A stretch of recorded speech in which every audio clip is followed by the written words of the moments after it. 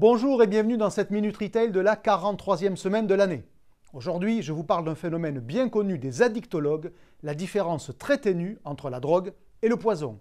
Et c'est précisément ce que l'on vit cette semaine avec la publication des performances du troisième trimestre pour Carrefour et Casino.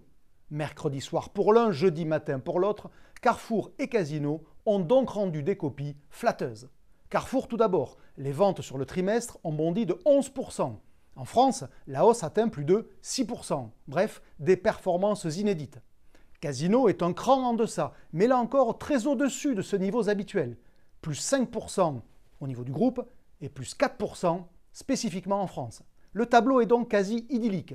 Et il faut évidemment chercher dans les vertus euphorisantes de l'inflation pour l'expliquer en bonne partie.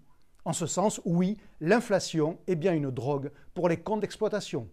Plus spectaculaire encore, comme les drogues les plus puissantes, l'inflation peut même changer la vision du monde. Prenez les enseignes dont les parts de marché reculent. Eh bien, leurs chiffres d'affaires peuvent tout à fait progresser. Tout ça par la magie d'une bonne dose d'inflation.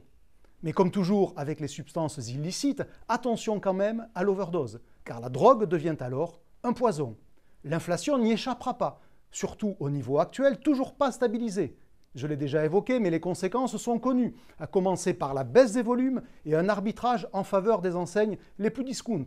Et c'est à ce moment-là que l'inflation redeviendra poison, précisément parce que la différence entre les deux est très ténue, vraiment ténue.